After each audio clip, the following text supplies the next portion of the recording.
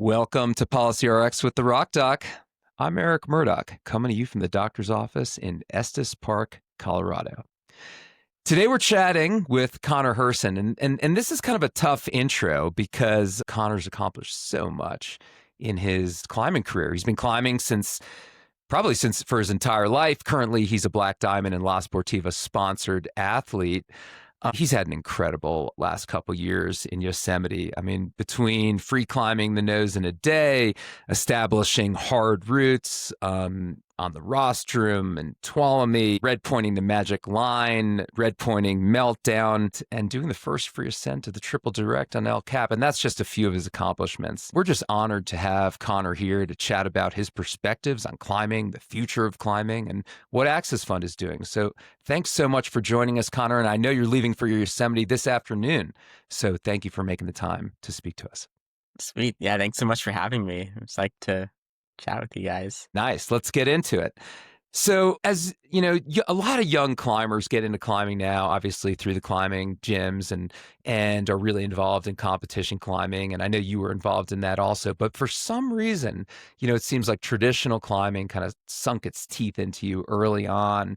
And I'm wondering if you can kind of talk about like how did that all happen? Like a lot of climbers kind of use their skills that they learn in competition climbing later in life when they start venturing outside and doing adventures. But you really jumped into it early, and I want you to sort of explain to us, like, how did that all work, and what is it about this adventure climbing, traditional climbing that really appeals to you? Well, I think when I was younger, it was definitely not like I wouldn't call it like a first priority. I definitely valued it a lot, but I was also in the competition scene and the gym scene, and so that also was one thing that I kind of gained as I got a little bit older. But that said, I've always really, really loved just a day out in the mountains, in the valley and the high Sierras, just on a long multi-pitch. And I think part of that is access. I mean, a lot of my peers in the gym growing up, most of them, if they did climb outside, it would mostly be bouldering and sport climbing. And uh, they just didn't have the same opportunity I did just growing up in a climbing family and having my parents just take me out to, the Hulk, to Tuolumne, to the Valley, and just to spend kind of a childhood growing up there, I think was kind of a huge privilege. And I think it's really shaped my values today, where like, even today, like I was actually reflecting a few days ago that like, I think just having, quote, easier days in climbing in general are just so helpful. And I think honestly undervalued, where just like last week, I took a break. I was, trying some hard projects in Yosemite and just took a day to randomly climb Astroman with a friend just for fun, no particular reason. And it was such a fun day. And I think those days I value them so highly. And I think I get that value from my upbringing in the climbing world, and really just being able to spend time in these beautiful places and climb on these routes, I think has been a huge privilege. And like, yeah, I'm sure like a ton of the other gym kids, if they had had the same access I had, they would kind of be in the same spot I am. Yeah, that's it's interesting that you're pushing the limits and the future of climbing, but you also have a real appreciation for sort of what's there. And the Access Fund has put a lot of work into making sure that these existing routes that you're doing and that are in wilderness and on El Cap are allowed to be climbed into the future. And you're really benefiting, from the fact that we're allowed to do this incredible thing. And then at the same time, you're sort of looking to the future and testing yourself and finding new adventures and doing some hard days. Well, lots of hard days, obviously, also. And I'm wondering where you think where the future is going to go for climbing. What do you think it's going to look like in 20 years?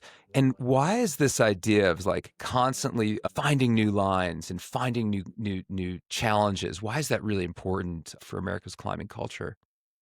Well, I think, I mean, to answer that last point, climbing is, I mean, one of the cool parts about climbing is there's always something new. There's always this like novel problem solving element to it. Whether you're on a boulder in the gym, whether you're on El Cap, whether you're in the middle of nowhere trying to figure out where the hell this climb is, right? It's going to be something new and different every time. And I think, yeah, so 20 years from now, it's going to be that exact same thing. And so part of that is developing new areas, putting up new climbs. And I think the other huge crux 20 years from now is we've seen recently, like in climbing gyms, just this huge explosion in popularity of the sport, right? And right now, most of those crowds are kind of just in the gym, but I think they'll be venturing outdoors in the next few years. And I think one of the big challenges of the next few years is going to be kind of how to sustainably give all these people access to the sport and let them, enjoy outdoor climbing in a way that doesn't put too much strain on the areas, but also like kind of lets a broader portion of the climbing population see what outdoor climbing is all about, you know? And I think Yeah. there's it's going to be it's going to be interesting to see that that balance at play. And when you're out looking, when you're in Yosemite and in the Mhm. valley and in Tuolumne, and you're sort of looking at these walls, I know you've done some routes like the Pirates Cove that was previously established but never red pointed, right?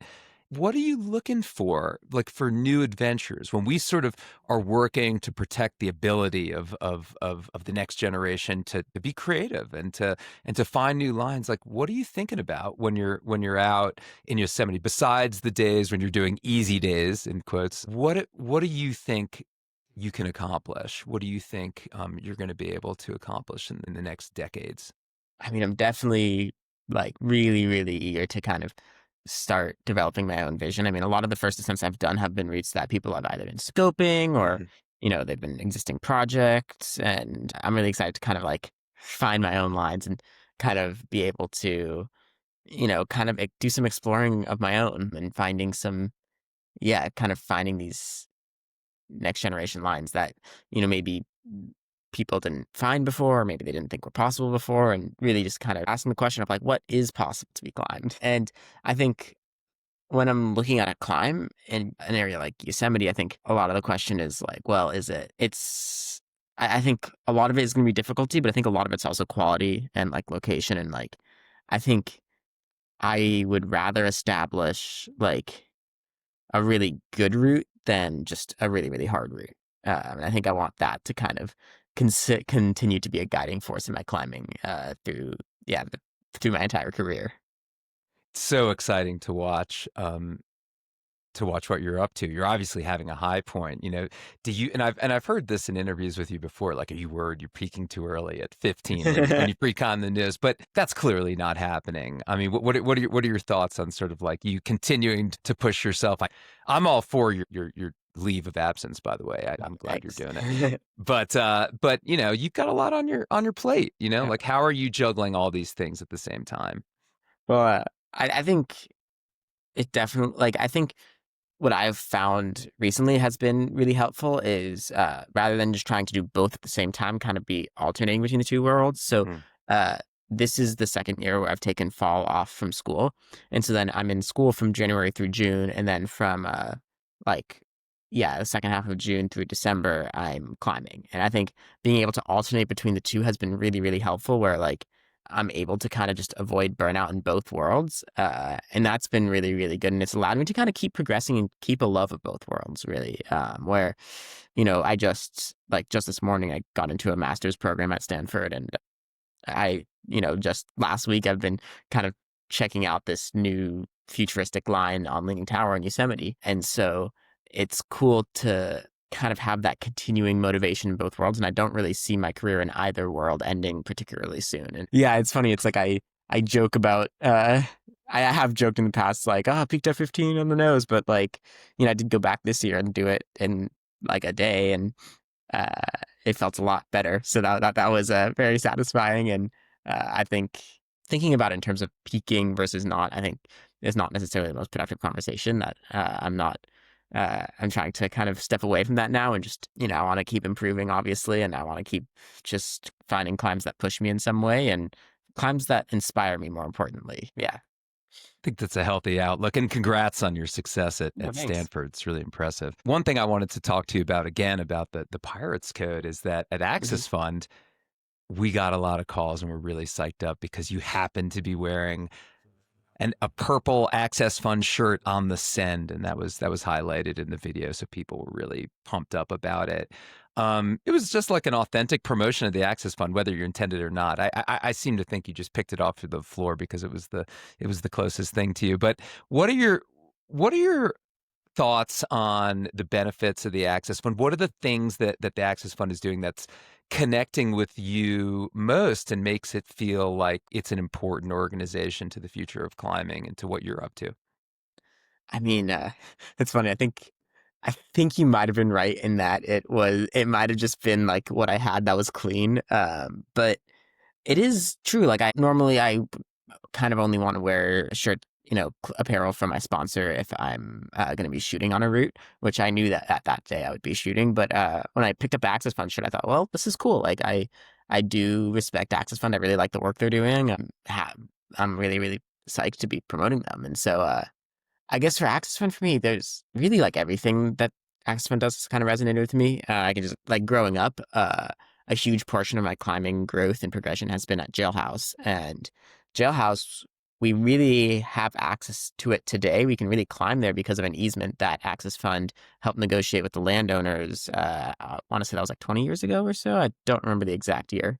And yeah, like really that sort of negotiation and acquisition of this like land easement has basically allowed me to almost grow up climbing at this sport crag 2 hours from where I live. And I think that kind of work of, buying climbing areas and securing access to them has been super valuable growing up. At the same time, I've done trail work and crag cleanups with the Access Funds that, uh, I mean, have at the same time been like super cool because I feel like I'm like making a direct difference if you like compare how you leave a crag after a day of trail work or crag cleanup compared to how you got there that day. You can already see such a huge improvement, but also just like how much work it is. And it's really kind of given me a huge level of respect for that. And then most recently, in the past year, what has really resonated with me, uh, in terms of what Access Fund is doing has been, this work about not just climbing areas but protecting public lands in general, where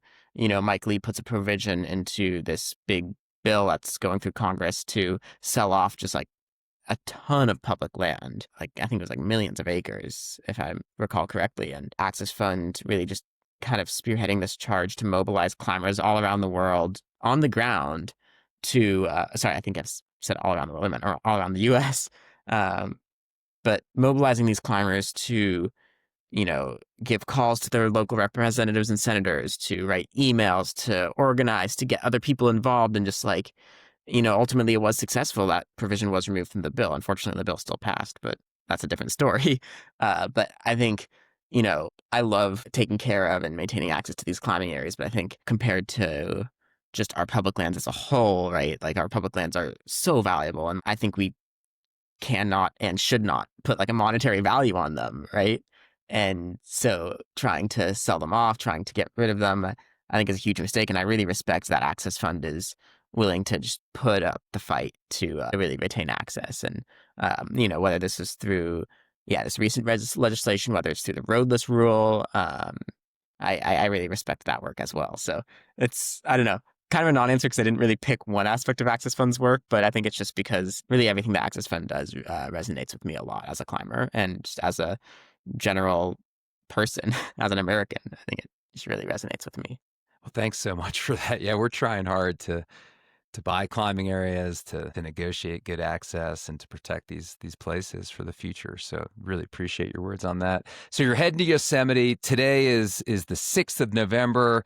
Hmm. We're in the longest government shutdown in the history of the United States right now. Now, when Right. this airs in December, hopefully the shutdown will be over and the government will be up and running, right?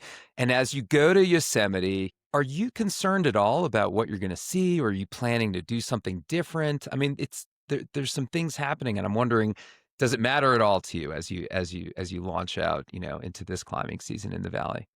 Absolutely, it does matter. I mean, it's it is a little bit weird going to Yosemite. 'Cause I was there a few weeks ago, also Okay. during the shutdown, and they're really trying to maintain this sort of appearance of business as usual, where really the only thing that you see from a visitor perspective is there's no one at the entrance station. Then you go in and the shuttles are running and the stores are open and the campgrounds are open, but behind the scenes, I've talked with some rangers, I've talked with other climbers who work in the park, and things are not all they seem to be on the surface, right? It's understaffed. It was already understaffed as is going into the shutdown. And now it's just like the crew is it's really a skeleton crew keeping the park running. And so and since the shutdown, there have been some substantial crowds in the park in terms of visitors. And a part of me does wonder, like, should I be visiting at all given the shutdown going on and given like that it's really putting a strain on the park itself and the people who run it. But I don't know. I think, and I don't have a good answer to that. But yeah, I think to answer your question, yes, the shutdown is definitely on my mind when I'm visiting the park. And I think it's, the rangers that are still there and the workers that are still there are really just putting in incredible work to minimize just the strain on the land. Because, at the end of the day, when there's a lot of people visiting a place, it takes a lot of people to uh, maintain it and make sure that, these crowds don't ultimately have a huge impact on the land, or at least minimizing what that impact is. Yeah, I think it's an interesting conundrum that you mentioned, but I think in the end, having all climbers, and especially climbers who have a big audience and can share their stories like you, I think it's really important that we continue to show how important and how valuable these places are. If we stop going, perhaps they won't be seen as important. And I think Exactly. telling the stories and showing that these are important for and health and wellness and local economies and all the different things that come from our public lands is really valuable. So I really appreciate you going to these places, doing incredible things and telling your stories because you've got a really interesting platform right now. And I think also like one thing is as climbers, I like to think of us as pretty good stewards of the land. Again, this could be a biased opinion, but through events like the Yosemite facelift, where um, every year climbers come together and remove thousands of pounds of trash from the park, I think through events like this, climbers have shown that we really are stewards of the land. And I think kind of broadening uh, that perception by showing we are stewards of the land is really, really important. And so I think that really means, for all the climbers visiting the valley right now to just take extra care of the place. I mean, every time we visit public lands, it's important to take care of the lands, right? But I think visiting, especially now, right, when it's really a skeleton crew of employees there, I think it's super, super important to just be very careful about, minimizing our impact there. Yeah, I agree with that. And, I'm really proud that Access Fund is doing some things right now to help make sure that these areas are being stewarded well. Like, for example, in Indian Creek, our climber stewards are actually restocking the bathrooms with toilet Really? paper. Yeah. Oh, wow. And and it's like everyone's got a role. It might seem like a little thing, but it's significant. And I think that story actually people are like, oh, that's legit. They're really Yeah. putting their money where their mouth is. So I Yeah. agree with you, and I hope that while you tell your story about climbing during this period, you'll sort of weave these messages in because it's interesting that you're thinking not just about you climbing the hard route. You have a broader perspective on climbing and public lands, and it's really valuable for a pro climber to have that perspective, I think. Let's wrap this up, and I want you to sort of tell us what you got. What are your plans for the near future? You're headed to Yosemite. Can you Yeah. share any of your plans or your projects? And you I don't have guess to.